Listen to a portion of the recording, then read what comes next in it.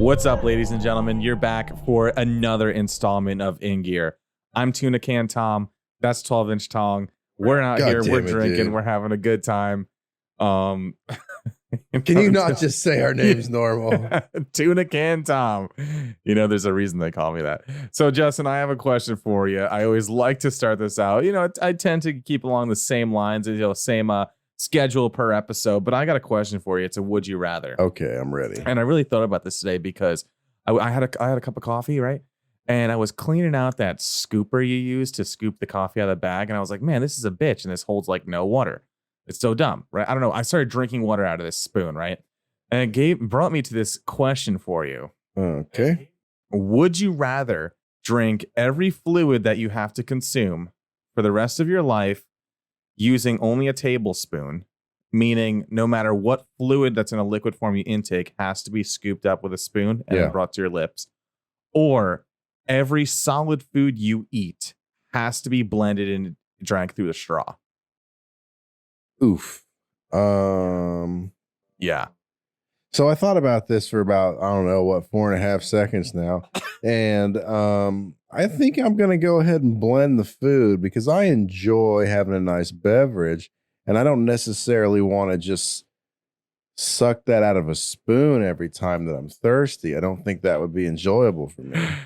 See, I'm thinking just for like sustainment issues, right? You need to drink fluids to live. There's days where it's going to be super hot outside and you want some water, right?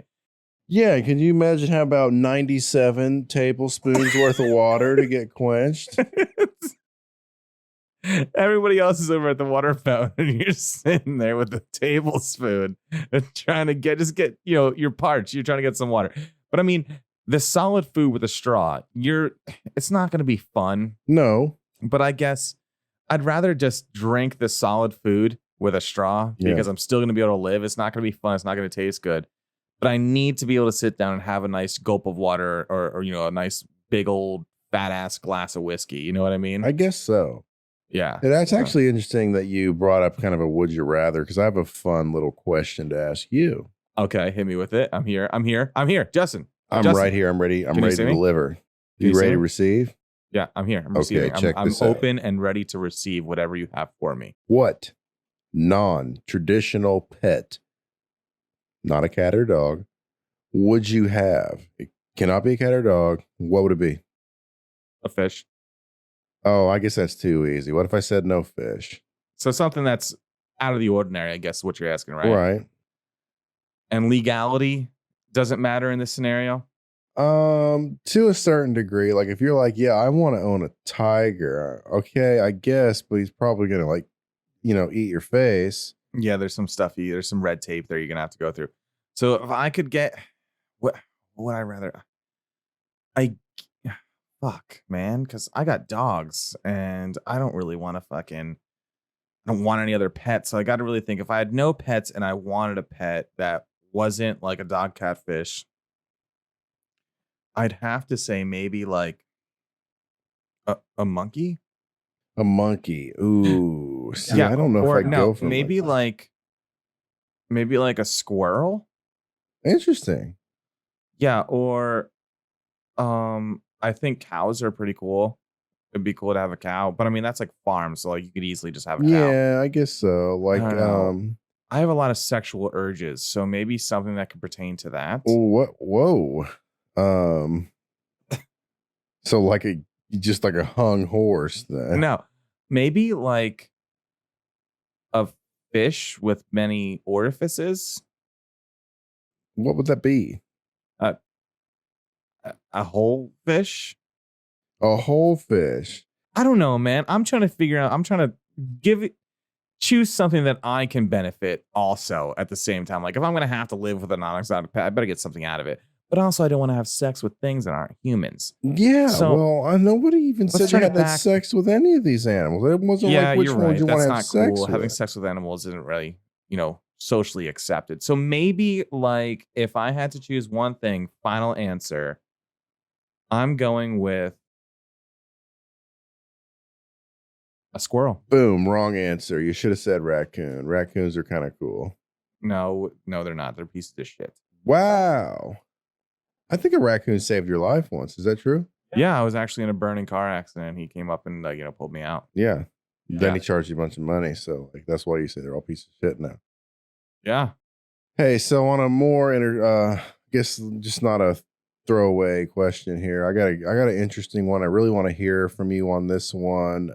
It's something I think we've explored on our own time, but it'd be good to kind of see where your head's at in front of our listeners. So, if you could have any type of car build, any drivetrain, any transmission, any setup you want, what would be your dream car build? Okay. So let's start off with engine. I love high revs. Now, are we talking about an engine like, can I be like, oh, I want, a rotary motor. I want a 13B that has all this work done to it. Or can I be like, well, I want this engine that's designed like that? Does it have to be something that's like in the sense feasible? Like, For this little exercise, I think you can have a little bit of latitude on what's realistic.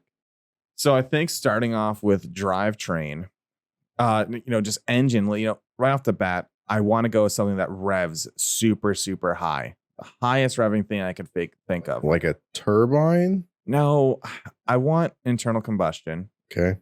not turbine power.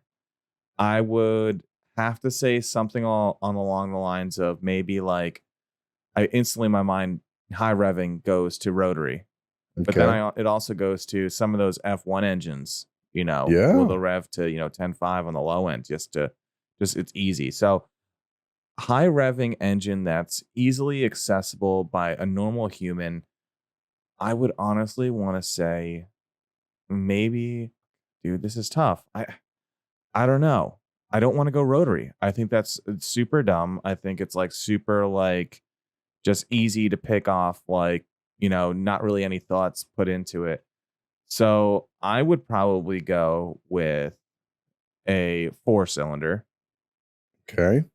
And I think I'd probably go somewhere along the lines of, you know, fuck.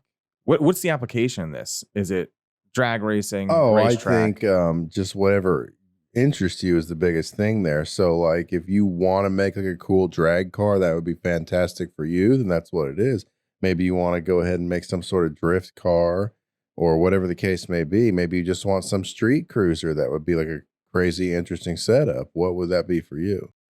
I think I'd go with some sort of Honda engine. So K I'd go with series? some sort of K series engine. I'd probably go with a K24, a 2.4 liter 4-cylinder. I would have the heads fully built. I would, sodium filled valves, bronze valve guides, springs, retainers, port polish, anything I could do to make this thing breathe. Then I would go naturally aspirated. So I go with individual throttle bodies, ITBs on it, full exhaust. And my whole goal for this car would be just rev it as high as it possibly can. Like I wouldn't be satisfied if I wasn't anywhere over the 10,000 RPM range. And I'm not looking for longevity out of this and endurance.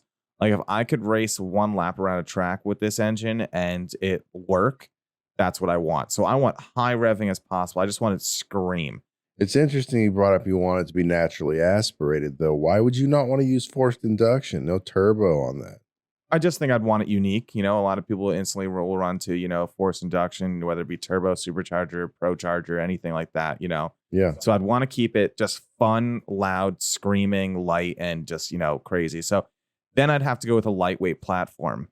Something I think would be kind of cool, just very small, tiny, would be awesome to put something very high revving in.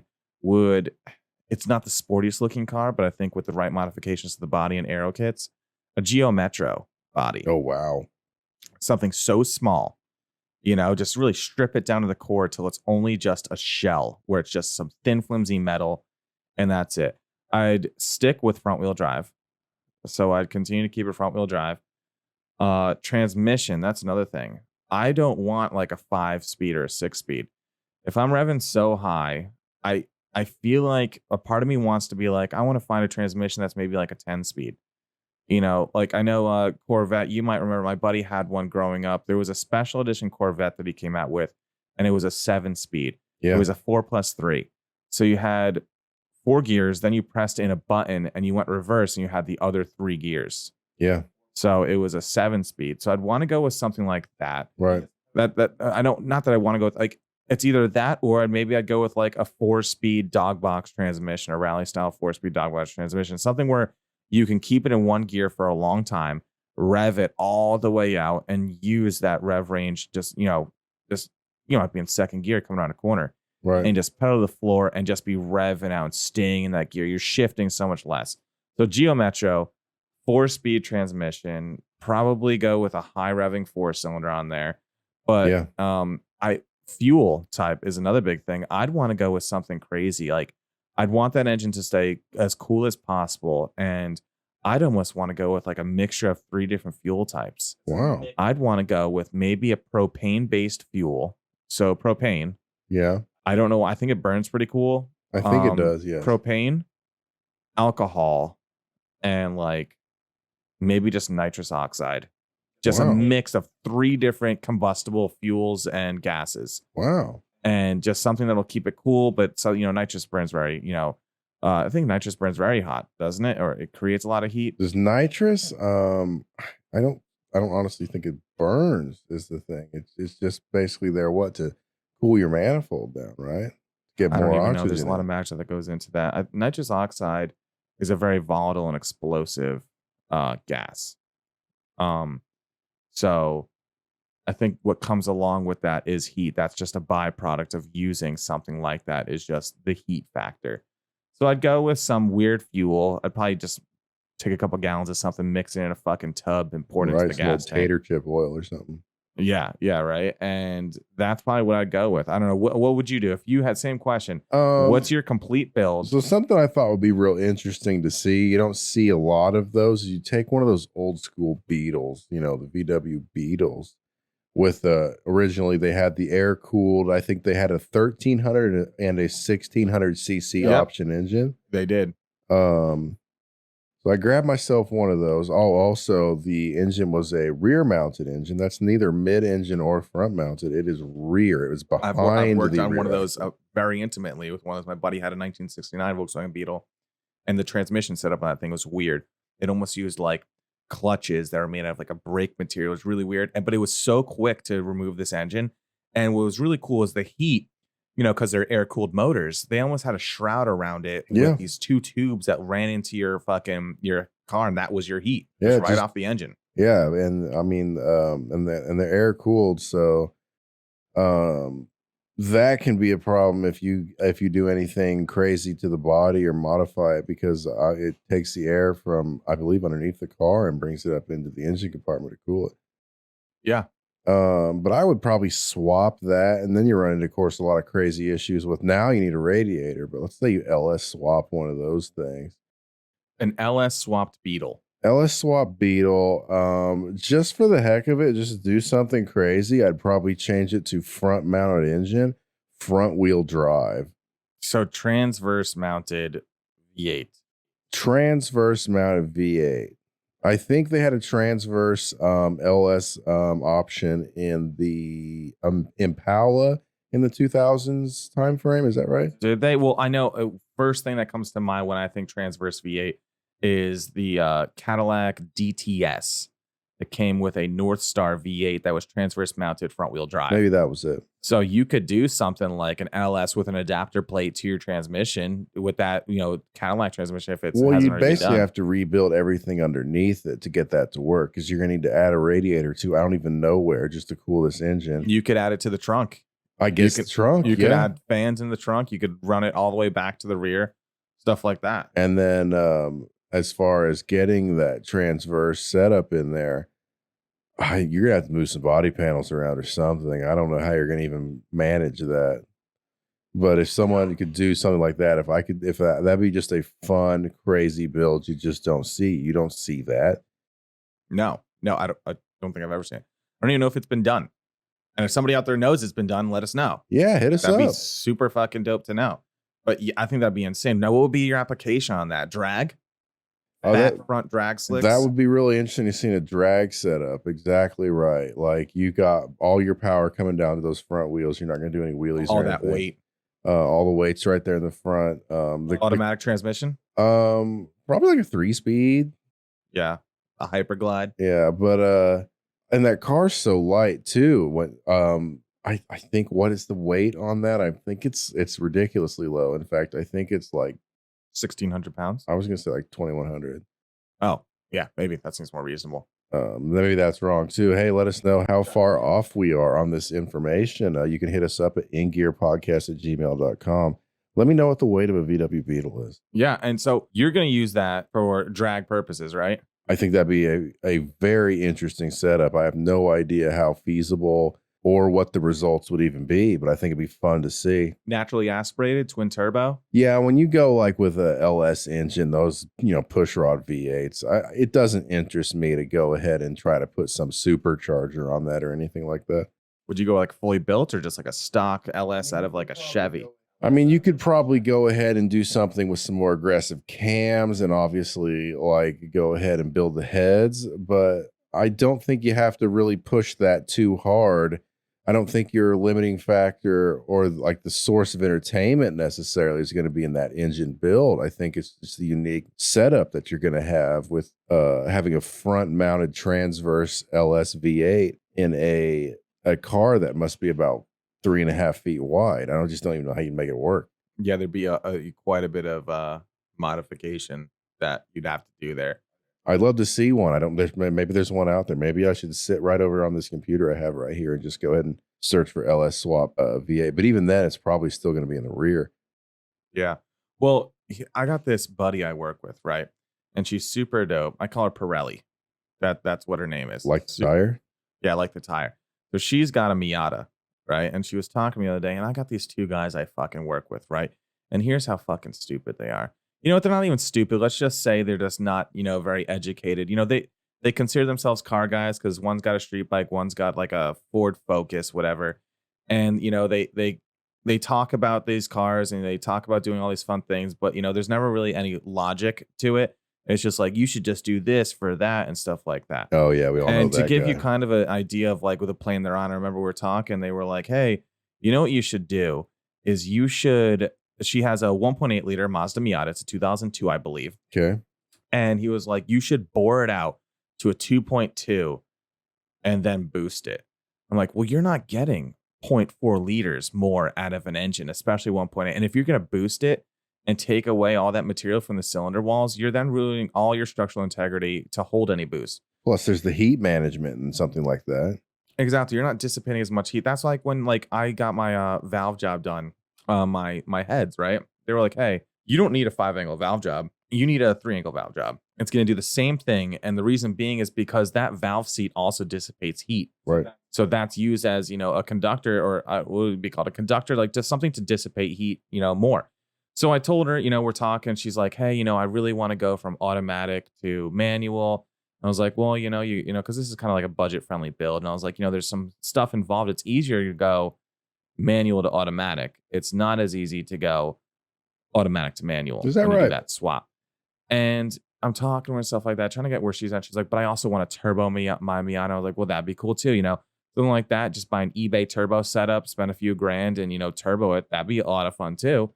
So it's kind of like an either or. You'd swap in the transmission or are you going to turbo the car? And what would you do if that was your two options and budget friendly? I mean, in that case, is that the MX-5 or are they still calling it a Miata at that point? I think it's still being called a Miata at that point. I think I would probably do some sort of transmission swap or reinforce that somehow. I feel like when you start turboing that, you're going to run into other points of failure there, and you're going to run into an unexpected expense with, yeah, you can grab yourself an eBay turbo. Do you have a welder? Can you make pipes fit for an intercooler and all those other things? How's your, where fuel you tapping pump? your oil feed lines into? Right. Where you're running those? There's a lot of supporting mods. That How's your fuel pump? How's your injectors? Are they going to be able to provide more fuel for the additional air that you're forcing into the cylinders? Yeah, it's not just as easy as, "Oh, you're going to throw a turbo on this and it's done." Yeah, I think that's a recipe for disaster. So, they're trying to guide her in this way and they're trying to tell her, "You should do this, you should do that." And, there's no harm in telling somebody that.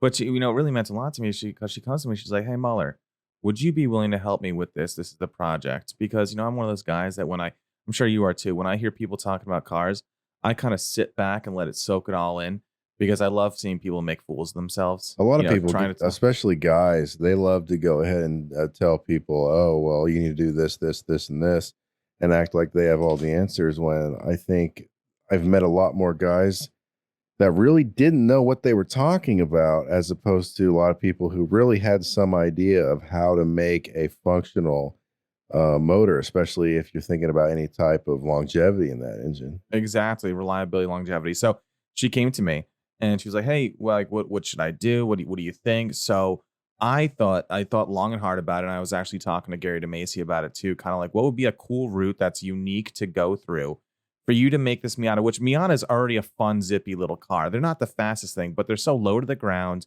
They're tiny. You know, they handle, decently, and they're like a good tiny little car you can zip around and have fun with. Yeah. It doesn't have to be the fastest car, make crazy amounts of power to have fun with it. Well, it's so light and everything, similar to that Beetle I was talking about, and it's just I think it's a coupe, right? Just 2 seats, Yep. and, I think you can take something like that, and if you add a little bit of power, if you add 10% more power, I mean, that's gonna be noticeable from the old butt dyno. Yeah, and so I told her, I was like, "Here's what I would do, and here's what I want to do. I want to focus on the engine." I would even lend her one of my extra cars I got, right? I would want to take out the engine and just build this naturally aspirated four-cylinder to like hell. Super, super extremely high compression. Deck the heads as much as we can. Increase the compression there. Swap your pistons, swap everything in the bottom end. Just get that clearance between the valves and the cylinder. And I don't know if you've ever seen some of these built four cylinders that, when they go for high compression motors, the top of the piston is almost like a peak. It's almost like a mountain peak because Right. you just want to get as close to that cylinder head as you can. It's the highest compression you can get.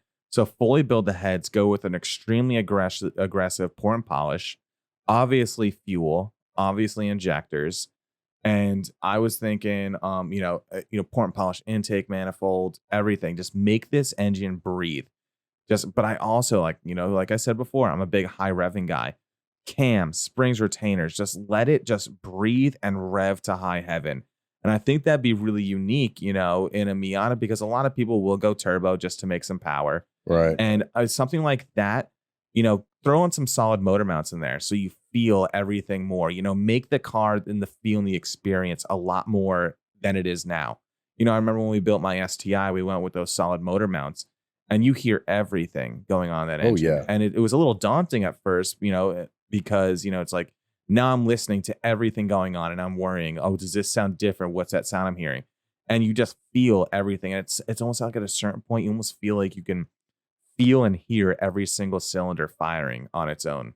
Yeah. And so I figured, it would be cheap enough and easy enough because, we know engines a lot. And it would be easy enough for us to just take that out Okay. and just take our time from the bottom up, like just a new oil pickup system, making sure oil's getting where it needs to go. An electric water pump, make sure it's just pumping or, I think there's a water pump. It's almost like a bypass water pump Okay. where coolant's always flowing through it at some point, a little more than normally. And, just go with something like that. Just kind of like, what's it called? What did we say before? Reliability, right? Longevity. Of course. So just, being that's naturally aspirated, I'm not saying that there's a lot less items that can go wrong because, it's going to be a lot, it's going to be finicky as anything else. But then you're alleviating any sort of forced induction problem you're going to come in contact with, right? Yeah. Any of those issues. So I thought it'd be really cool to fully build, naturally aspirated, just make it sound loud and mean, 3-inch exhaust, all the way back, just something where you can hear it coming and, solid motor mounts. And that's what I would do. I think that's where I kind of like want to try and guide her in that direction. Like, hey, do something unique. Of course, it's always fun to have more power, but why not make some more power in a more unique way? So when you do go to a car meet or something like that, and they're like, oh, we heard you coming, or, what's going on in your car, and people are walking around, there's that unique sense to it, which is also cool. And like before, you don't have to have massive amounts of power to have a fun car. Oh, absolutely. And I think too, what's often overlooked in these builds, and you'll have like a lot of people, amateurs, build their cars and everything. They'll want to go ahead and just push all the horsepower they can out of their engine. I know, like when we built your STI, although we were hoping to get more horsepower than what was there. We did not bring it to the point where we were sacrificing a certain amount of projected longevity in this engine. Like it would be a lot less useful for you if you had to rebuild this thing, if it's blowing head gaskets, if it's, bending cranks, if you're pushing valves out. So, I mean, we went ahead and we looked at that and tried to make it the most, bulletproof yet sustainable engine that could create more power. Exactly. And even though when we built the engine and the bottom end, we built it for everything that's rated for 600 horsepower, right? Yeah. We I know we had that big long conversation about, hey, like we're gonna build it so we can handle 600, but where do we really want it at? And that's where that conversation was. Hey, listen, I think 400, 420, somewhere around there is what it makes. That's kind of like our cap where we didn't build it for 600 and then push 600, right? Because Right. then you're teetering on that fine line.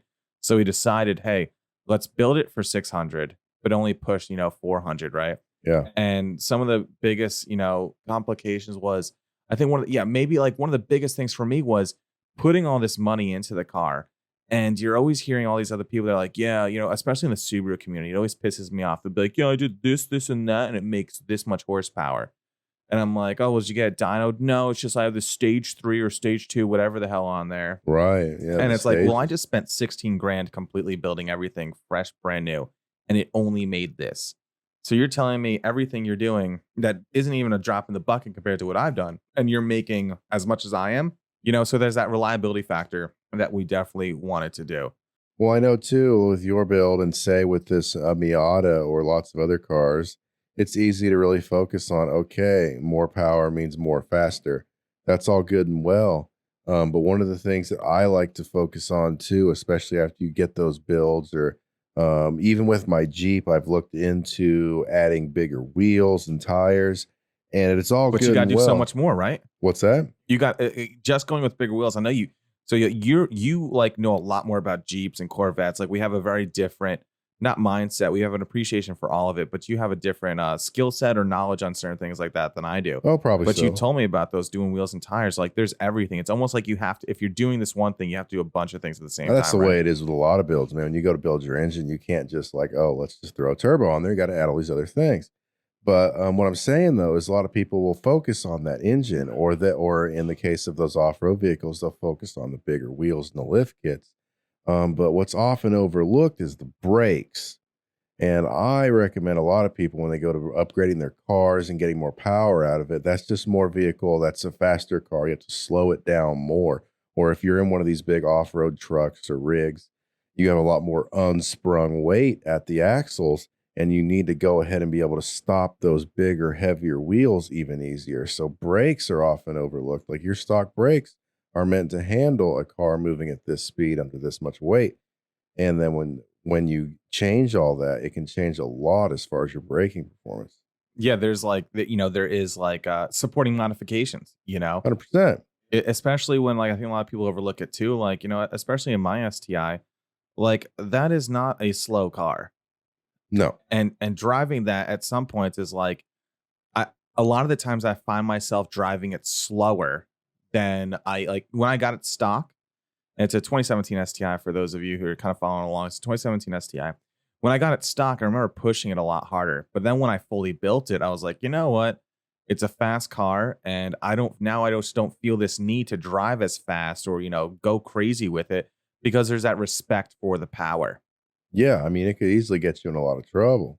Oh yeah, and sometimes it's just like it's surprising. I did like my buddy John, when he was out here, I did like we did a 0 to 60 test through it, and one time I was like, you know what? I built this car. I've never actually just given it the beans, flat foot shifted, went at it. I remember pulling out from the golf course, and I remember just punching in first gear, just spun all the tires, and just started to spin. When I shifted hard, flat foot shifted into second, just chirped him going into second in an all-wheel drive car. And at that point, I was like, oh my God, this is insane, crazy. And one of the coolest things for me is like when we went with those stage 3 Brian Cower cams, right? Yeah. It was so cool because it actually it increased, or it didn't increase it because the tune has, almost everything to do with it. but it allowed the capability of the engine along with the built heads and the cams and the valves and the springs and retainers and everything. I was able to increase the red line from I think 6750 to 8,000 RPMs. So Yeah, the and that's springs a pretty retainers good upgrade right there oh too. yeah, that's a lot. Springs retainers and cams, those were all rated. I think the specs for the BC 600s are rated to 8,300 RPMs. Jeez. So the tuner was like, "Hey, yeah, I just got done tuning it. Also, your new red line is eight, or your new max rev range. I don't know how you would word it specifically. Like, it wouldn't be necessarily your red line. Like, is 8,000 RPM. So it'll bury the tachometer to 8,000, and that's a lot in a flat four. Oh yeah. Being a weird motor as it is, a boxer motor, that's already just a very I don't know, I never rev it that high, No. but it's just a very, big expectation of that. But it is cool being able to put in the time and effort and produce a vehicle like that. Yeah. And how many times do you think that you've had your engine out of that car? What's it been? 4, 5? Almost like I think close to 6. I remember I had it out by myself like 3 times in one night. I kept having issues with the clutch and where the throw up bearing actually locks into the clutch pressure plate itself. It's a kind of a weird setup. It's a push pull type setup. And it was kind of weird. So I kept having issues with that. But yeah, I got it down to a science where I think I took a picture and I sent it to you. It takes me like 8 tools and around 49 minutes. And that was just me going ham, like rushing around, like running, like under the car, on top of the car. It's just so easy to take those engines out. You got 2 bolts for the engine mounts. You disconnect it from the transmission. You undo the dowel pin that goes through the clutch and the throw up the clutch fork. You unplug your ECU. It's one giant plug. You take off your intercooler and stuff like that, your intake and, your downpipe, and that's it. It's just quick as hell to get that whole unit out there. And I remember asking my buddy Gary, I was like, hey, like, why is it that this Subaru engine is just, so easy to take out? And I don't know how much truth there is to this, but I think there's a certain degree of, agreement that I have with that. He was like, with those engines, he was like, being that, Subaru has a big name in the rally community and they use a lot of Subarus for rally racing. He was like, they are just made so you can just take out an engine and put a new one in real quick if you need to. Yeah. And I get that too. If I was racing my car in a rally race and I blew an engine, it would be not crazy just to have an extra one sitting there, take it out, put it back in, and be back in the race. Yeah. I mean, if you had a crew that could accomplish that, that'd be great. I mean, when you really start getting into pulling engines and everything, it can get a little bit hairy. I know one of the things that was kind of fun, but a little sketchy when we did it on that build, you replaced your radiator with an aluminum radiator. It was a little bit higher capacity, a little bit better cooling coefficients, all that good stuff. But we had an issue with the drain plug, and I think, oh, dude, don't even. Yeah. What was that? Did we steal like a spark plug and shove it in that hole? So for some reason, Mishimoto, or I think it was Megan Racing, and their radiator, right? Their drain plug, I don't know why it wasn't in there. I don't know where. I actually took it off my old 08 WRX, and that's where I brought it from. And the drain plug just wasn't in there. And trying to find any sort of hardware bolt or anything that would fit in there was next to impossible. I remember taking the whole next day, almost spent the whole day going all to all different stores. You're trying to find different hardwares and stuff like that.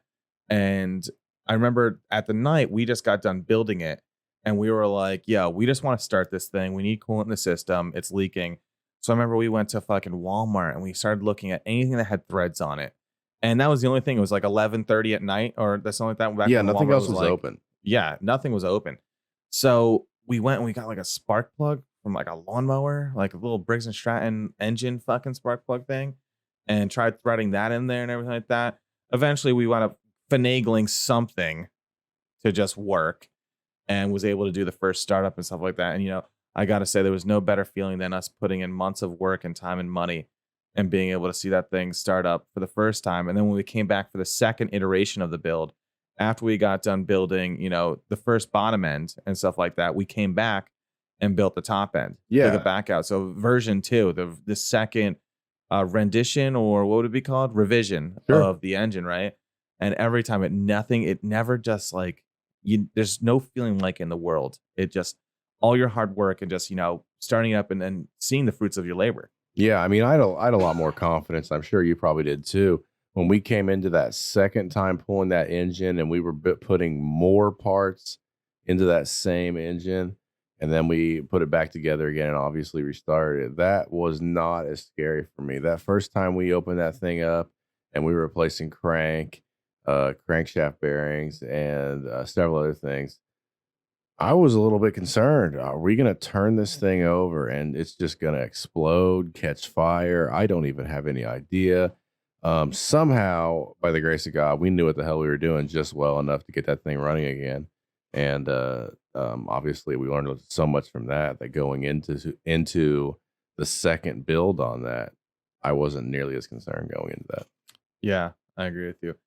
Hey, well, listen, guys, we're going to take a quick break, and we'll be back with you for the last portion of the show.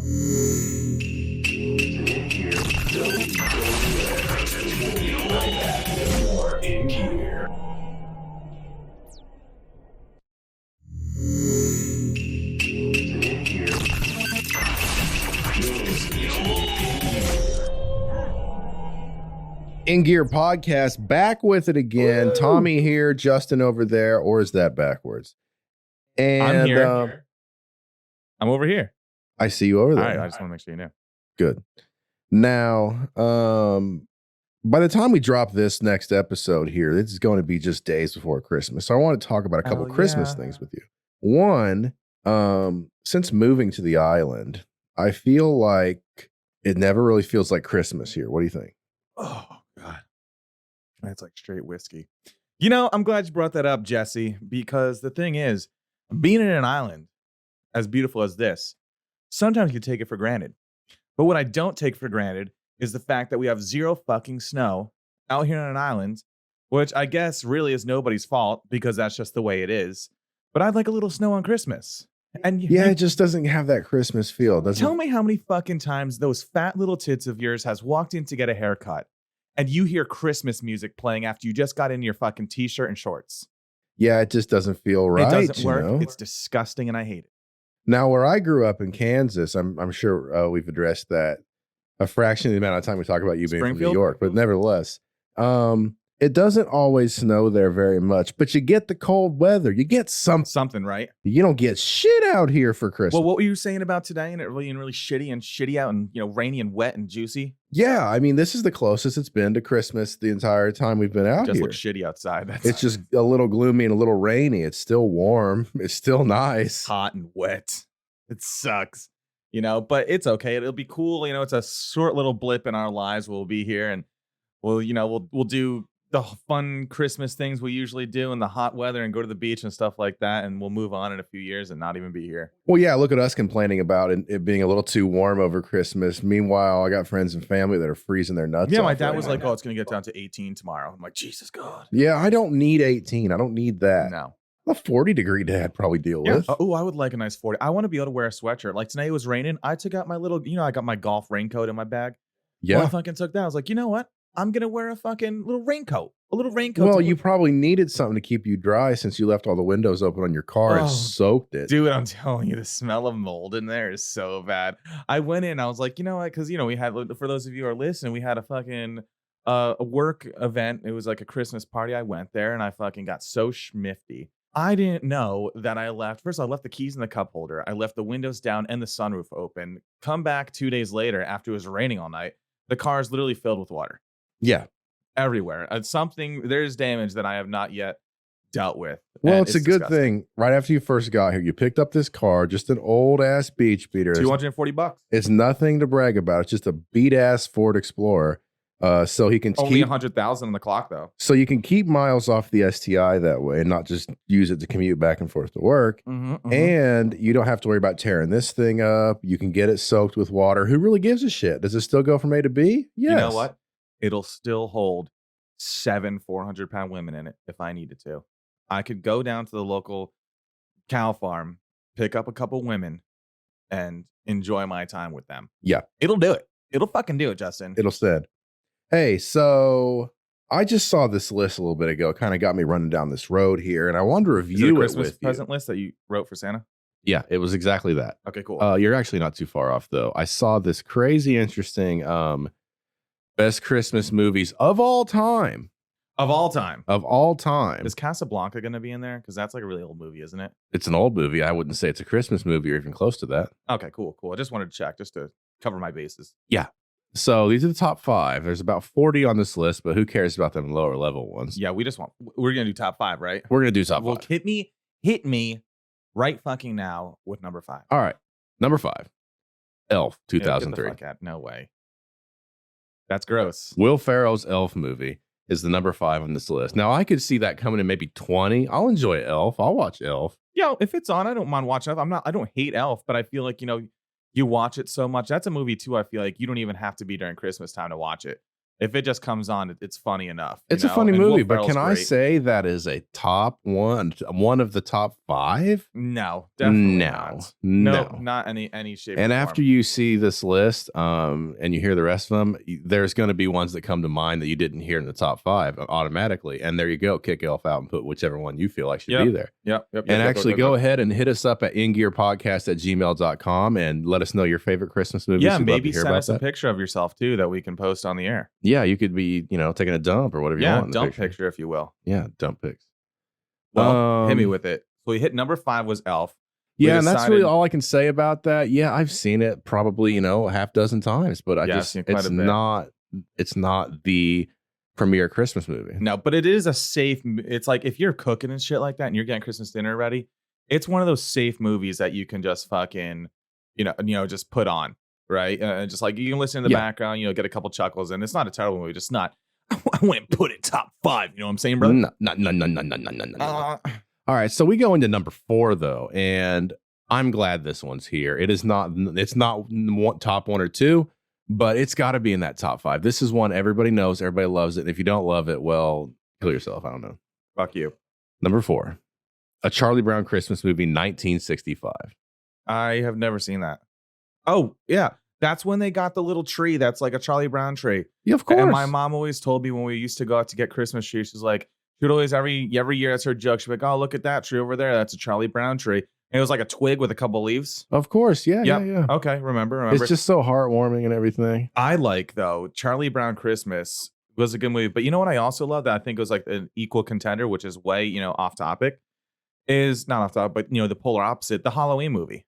Oh, the Happy Halloween, yeah, Charlie like Brown, or where whatever. There's this scene where Snoopy and Woodstock are like in this fucking they're sitting on top of his doghouse, and he starts getting into a dog fight, like he's in a World War II plane and like shit like that. Yeah, it was just a good movie. I love Charlie Brown. Yeah, it's what is that? Some would say you actually have a striking resemblance to Charlie Brown. They say you do? No, you. No, nobody says that. Okay, cool. Carry on. What's the next one? Come on. Oh yeah, that's whiskey. Hey, for you. So number 3 on our list. This is one yet again. It probably belongs right where it is. I can't give it number 1. This is number 3. Maybe you'll disagree with me. So number 3, third best Christmas movie of all time, Miracle on 34th Street, 1947. My being in an Italian household where a lot of the Christmases were shared between my mom's side of the family and my dad's side of the family, right? You try to see both sides. They always watched, what was it? Miracle on 34th. What's the other one? It's a Wonderful Life. Yes. And there's another one, right? I'm sure there's other ones. Can you give me a rundown on the Miracle 34th? Because they always put on the background. It was always in black and white, so I never paid any attention. Like, to be honest with you, I don't know if I've ever sat down and caught the whole movie. Was it the one where the kid goes into the shop and the old man's running that shop and he starts smacking the kid's ears? And no, that's It's a Wonderful Life. It's a Wonderful Life. That's the other one. Yeah. So yeah, okay, that's not that one. Is the third number? Miracle on 34th Street, the one where he's like, "You want the moon? I'll give you the moon. I'll throw a lasso around it and pull it on in." Is that one? No, that's It's a Wonderful Life. Okay, well, give me some rundown on it. I don't have a lot of rundown for you on this movie. I think was Shirley Temple in that? I think Shirley Temple dead? Is Shirley Temple dead? Yeah, she's been dead for. That sucks. When did that happen? Oh, I don't know. I'll just use this computer in front of me and we'll all find out together when Shirley died. I wish someone would have told me. And not for nothing, but kind of insulted nobody. If anybody that I know is listening, I'm kind of insulted nobody brought it up to me when it happened. So she died in 2014. God damn it. Well, rest in peace. She made it a little bit longer than I thought. I thought she died in the 90s. Yeah, well, the crazy part is, Justin, is You're currently wearing a sweatshirt inside the studio. Well, you got the AC coming in strong just to kind of replicate a little bit of a cold holiday I temperatures. do keep it at 62 degrees in this house at all times. I don't believe that. I mean, your bill just must be through the roof. Yeah. Oh, it ain't cheap. Let's go on to the number 2 movie on this list. Wait, so you didn't give me any information on 34th? You got me distracted by asking me about all right, Shirley well, let's look Temple. together. Let's look together real quick. Let's bring this up. We got time. The listeners out there don't mind. Off my memory, I think like it's some sort of deal where the kid has some type of issue, whatever it may be, and she runs into Santa Claus, and he insists he's the real Santa Claus or something like that. Oh yeah, it's like, oh my God, you're Santa. Yeah, because it's got that guy who looks like Santa Claus, but he is Santa Claus, and I don't even know. I'm looking at some of these the cast members here. I don't know any of these people. Gene Lockhart, that's a very strong name. John Payne, okay, that's hot. See, it's like all these old names, man, like just are very strong. Maureen O'Hara, Natalie Wood. You know, what a time to be alive. So yeah, Natalie Wood, wasn't she murdered? I don't know. Wait, look. I gotta say, I think she was murdered by some big famous case. It's escaping my brain right now. The death of Natalie Wood. It was on like a news coverage or something like that.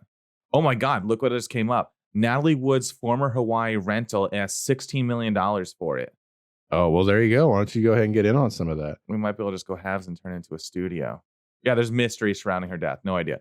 Anyway, hit me with the next one. Sorry guys, we have nothing on 34th Street. Go ahead. Yeah, I guess we failed you all there. What's the next one? Number 2 on the best Christmas movies of all time, The Nightmare Before Christmas, 1993. Yep. Agree with that. 100%. I can't agree with that. Why? I just got other movies I could put ahead of it. So you're telling me you don't like any Tim Burton movies? No, I never said that. Well, I think that was a very good movie. I think it's a pretty good one too. Is it one of the top? No. You know what I'm surprised we haven't seen on that list? Because I don't know if it's like a seasonal thing or something like both of our families did. Planes, Trains, and Automobiles. That's a Thanksgiving movie. Oh, He's trying to get home for Thanksgiving. Oh, yeah. Great movie. Classic. I love to watch it around Thanksgiving or Christmas time. And really any other time of the year. It's still great. It involves snow and stuff like that. So it's funny. Yeah, it still feels like your holiday time. And it really kind of is. But he's trying to get home for Thanksgiving in that movie. Damn. Okay. All right. Well, whatever. So Nightmare Before Christmas. I love that movie. Yes. You know, stop motion, wasn't it? Yeah, that was it claymation? It was stop motion, but it wasn't claymation, right? I thought it was. Was that not Were clay? Were they made of clay? Well, I don't know. I guess I'll have to go back and look at that. I don't know if they were, but anyway, it was a super good movie, and you know, I don't even think we need to touch on it that much because everyone's seen it. If you haven't seen it, you've been living under a rock. Yeah, and you're probably stupid. Yeah, dummy. Yeah. Whoever you are that hasn't seen it, you sitting right there now, you listener, you're stupid. Yeah. Can you smell the whiskey through the mic? Yes. So let's go ahead and move on to number 1. No argument from me here. This is my favorite Christmas movie of all time. Number 1, It's a Wonderful Life, 1946. That's when he smacks his ears. Yes. Let me reenact the scene for you. No, smack your own ears. Smack, smack, smack, smack. It's poison, I tell you, poison. I know you feel bad. Yeah. Yeah. Give me your best. It's poison, I tell you, poison. It's poison. Did he sound like that? No, the kid. It's poison. No, he goes like this. He goes, it's poison, I tell you, poison. I know you feel bad. And then he smacks his ears, and his ear starts bleeding or something. Evidently, this movie was nominated for 5 Academy Awards. Of course, it starred Jimmy Stewart as George Bailey. Yeah, well, here's the thing. I've been nominated for 5, so that's not really too impressive for me. Yeah, well, it should be. Yeah, well, give me a little rundown. Any fun facts surrounding the movie? Or that's the one where he tries to lasso the moon, right? No, he doesn't really actually lasso the moon. But he says to the girl, figuratively speaking. Yes, he just tells her, hey, you want the moon? I'll put a lasso around it and pull it down here for you. And then she draws a picture of him lassoing the moon and stuff. And it's like one of the romantic pieces of the movie. So are you telling me right now, after reading off that list, that Titanic isn't one of your favorite movies of all time? Let's not forget, 1, no, it's not. 2, these are Christmas movies. Yeah. And Titanic is not one of those. Yeah, but it was in cold water. And there was ice and iceberg and stuff, and ice forms when it's cold. Right, and I bet actually all the passengers at one point or another, or most of them anyway, had experienced a Christmas. Yeah. Yeah. Well, question, because we just ran through those pretty quick, those 5. So I need to ask you, are you a Poseidon Adventure guy, or are you a Titanic guy? I'd say I can sit down and watch either one. I enjoyed Titanic. It was a good movie. Poseidon, is that the one where the ship turns upside down? Yeah, it turns upside down. They have to make their way reversed to the bottom of the ship because that's what's on the surface at the point. Yes. At that point, yeah, that was pretty cool. You know, it's a ship. Yeah, it's an interesting Ship movies. concept. And I mean, ships can capsize in a similar way to that. Are you sure? I mean, no, I guess I'm not sure. I'm not a nautical expert, but I'm thinking so. I'm pretty confident in my answer there. So, you know, the topic of family and Christmas leads me to a great conversation I have to bring up. Okay. And now I need to know if you're into this and you want to hear this. And really, I don't care if anybody else wants to hear it, but I want to tell it because I think it's funny and weird. Oh, okay. So I was growing up and I had this cousin, right? Where was this? What? Where were you growing up? When I was just growing up as a kid in New York. I was New York. There we go. Brooklyn, right? Huh? Brooklyn, right? No. My family had a house in Brooklyn, but no, I was in upstate. Wow. So here's what happened, right? Okay. I remember growing up and, you know, nothing against, you know, it goes without saying, but against the LGBT community, right? Nothing against it. But my cousin comes up to me and I'm a younger guy and stuff like that. And I always kind of knew that he was gay and stuff like that. It never bothered me. You know, he's a big Celine Dion fan, a big Shania Twain fan. He always asked for CDs to listen and always danced and sung. Well, I like Shania Twain. Does that make me gay? Yeah, a little bit. Okay. So what happened was, you know, eventually it came to the point where he came out, I guess, somewhat as gay. And well, that don't impress me much. Well,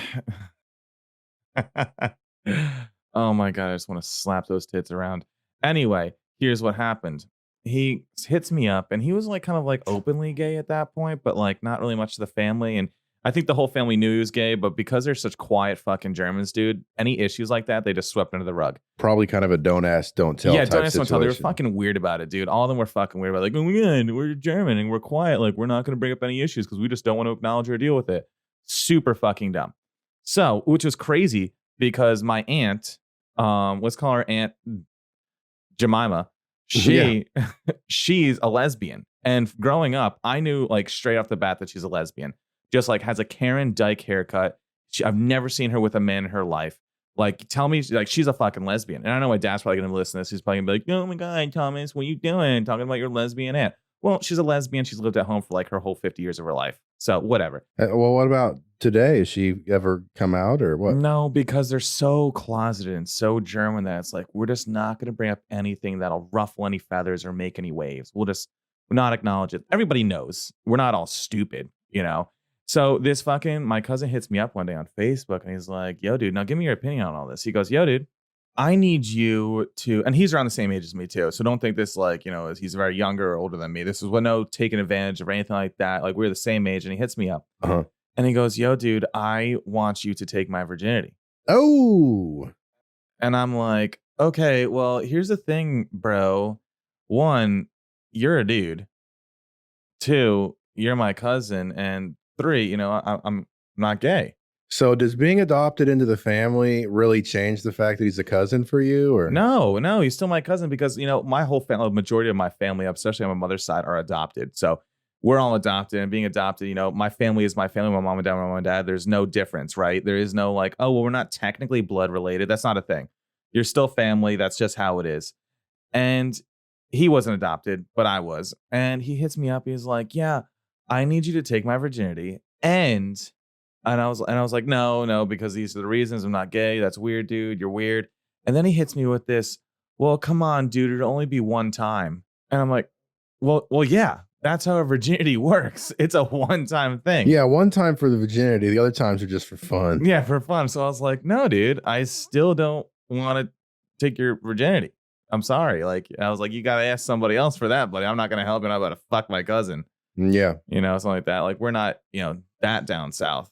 So that's what happened, you know, and now he's off. He's married. He's living a great life. I'm assuming he's successful. He kind of left the whole family scene and doesn't really talk to anybody, just shits talk everybody and, you know, fucking does his own fucking thing. I don't really give a shit about him, but he's out there somewhere doing whatever. Well, would you like to say hi to him in case he's listening? No. Okay. Not at all. So. Well, yeah. I cannot contribute any story like that to this conversation because you don't have sex with your cousins? That never happened to me. Do you have any weird stories? Come on, like any like I know you Involving talked my about Tim Buck family? Owens, like any weird family shit. Because I think around the holidays when you're No, spending I so much don't time think with so, family, dude. right? When you're spending so much time with family, you just reminisce and stuff like that, and stories come to mind. Nothing weird. Your uncle never took you down in the basement and showed you his VHS tapes or anything like that? No, actually. So I don't know. I never spent a whole lot of time around like my uncle or anything like that anyway. Although I don't know that he would want to do that, nor would I want to see that. So lucky me, I guess I should say. Yeah, well, here's the thing, Justin. You have very touchable eyes. What the hell's wrong with you, dude? Dude, am I not allowed to have a drink or two? Hey, let me go ahead and come back to the movies just for one quick sec. Is Die Hard a Christmas movie? You always ask me that. I think one of the first times we met years and years ago, you were like, "Is Die Hard a Christmas movie?" I've never seen the movie. I don't even know what it is. I think they rob a bank. It's got Bruce Willis in it, and I think fucking not Kanye West. It's got Bruce Willis and a black guy. I have no idea what it's about. Give me the rundown. All right, so it's Bruce Willis. He's And Jackie Chan, right? no. Okay. So it's got Bruce Willis in it, and he is, I think he's like an LA cop or something Yeah. like that. And he's coming back home to see his wife that he's kind of been estranged with, and they're having marital issues or whatever. And he goes to meet up with her at a work Christmas party, Okay. and try to make things right with his wife and all that good stuff. And just so happens coincidentally in Nakatomi Plaza where she's working, obviously Wait, you a said bunch of what? terrorists. Say that again. Nakatomi Is that a Plaza. very tall skyscraper? It's a fictional skyscraper. Yeah, they put that in Warzone. But continue. Well, anyway, so he goes to the Christmas party. I believe he crashes the party, if I remember right. Like she wasn't expecting him. Maybe that's incorrect. But obviously, because this happens all the time, terrorists come over into the skyscraper and they take over the building, and they're trying to like rob the offices of some financial asset or whatever it may be. And so he's sneaking around the ductwork in the building, trying to like get these guys, and action movie from there moves forward. How is it not a Christmas movie? I mean, it takes place around Christmas. They're at a Christmas party. Of course, action happens. What's your more typical like Does Christmas Santa movie? I guess make an appearance? I don't want to promise no, but maybe he does. But I'm not sure off the top of my head. I haven't seen it in probably since last year. We might have to do a sit down and take a look at that and give it a good watch, because I know. Well, typically every year I watch Home Alone. I'll watch It's a Wonderful Life. Sometimes I'll watch Die Hard. But one of my favorite Christmas movies has to be A Christmas Story. A Christmas Story. You ever seen it? Is that the one where he's trying to get that Red Ryder BB gun, and they're all worried he's going to shoot his eye out? Yep, that's the one. And That's he said the F word too, and his dad was really mad at him. Oh, not in the top 5, by the way. You wouldn't kick, let's say, I'm sure you'd kick Elf out. Yeah, of course I would. I would kick Elf out to move that up. I would. What about Nightmare Before Christmas? No. But also, I have to bring up a question for you, because we kind of jumped around. We talked about movies. We talked about cousin sex. Then we moved back to movies. So let's move back to that sort of, what would you say would be called spicy content? Oh, that that question genre. for you. Okay, I'm ready. What are your opinions on paid prostitutes, paid sex? I never paid for a prostitute. Okay, what would you, if you wanted to, or was down and out and you were gonna pay, what would be your cap on paying for a prostitute? I don't really have any idea what the going rate is, honestly. Okay, say she's a good-looking girl and you're with your buddy and she's like, "Hey, for $100, I'll do both of you." Good-looking girl. $100? $100. I mean, I feel like the price is right, but the price is almost suspiciously low. Okay, so that's what I'm trying to get you, kind of get in your headspace of maybe $200, $100 each, half hour. Well, I just don't feel like you don't want to pay so little that like you're worried. Oh, I'm gonna catch like, something. Yeah, it was the quality there. That's the thing. Right. You get what you pay for, obviously. Well, I don't know if you remember, but we were out at the club one day and we're leaving the club, and this girl comes up to us and she's like, "What are you guys doing here?" And it was all the bros. Who was it? It was like me, you. We had a couple guys with us. We went out there. Fuck. Damn it, John. We had our buddy Pizza John. Oh, it was John. Yeah, and we're out there. She's like, "What are you guys doing?" We're like, "Going home." And she's like, "Oh, well, here's my card. My name's Tiffany. I'm a masseuse." I'm like, "Yeah, okay, yeah, we got you," right? So then I remember you got to work after a while, and you kind of got into some connections, and that people told you, "Yeah, we've gotten those same cards from that same girl because, Oahu's super small. Everyone goes to the same bars and clubs, sees the same people. Right. But we later found out that for $500, you can receive and acquire from Tiffany a condom hand job. Yeah, I just don't think I'd be willing to pay that much for that. A condom hand job. No. Now, why? What would shy you away from that? Oh, well, just about everything. I mean, I don't want to pay $500 for that. But it's still a hand job. Yeah. I mean, I could probably do a better one myself. I don't know, man. Condom hand jobs, not really my thing. I don't even use condoms. I don't know who uses condoms. Are you a condom guy? I avoid them. Yeah, because you're not 6. That's why. I think I used one once to try it out. That's what I think. I was like, it's cool. I think I was one of those high school kids that also just kept it in my wallet because I was like, yeah, if anybody asks, I got that thing on me. I'm fucking ready to pump out whenever I need to. Yeah, I got this condom I'm going to beg the woman to not use. Which also leads me to ask you, are you currently or looking to get into the pump scene? The pump scene. Go ahead and enlighten me on the pump scene. So the pump scene, I know we got some viewers out there. I know one of our good friends, Prince, gorgeous looking man. He moved into the pump scene, and I'm currently in the pump scene. It's where you use a penis pump. Do you guys pump together? So that's one of the cool things about being a part of the pump scene it's like one of those cool hangout things. You get together with a bunch of your bros, y'all pump up, hang out with your pumps, compare pumps. What? No, I don't want to do that. You're looking at it the wrong way, man. It's more of like a bonding friend, cool guy thing to do. Oh, cool guys do this. Yeah. No, but I do not do that. But I have to say, and in all honesty, there is a scene for it. There are pump scenes where people will hold pump sessions together.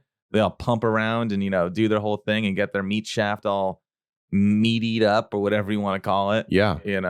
So that was a thing. But yeah, I recommend getting into the pump scene if you haven't. It's a cool, fun experience. Great time for you and the family. And I think there's a lot of benefits to it also. I might just let that cup pass for me.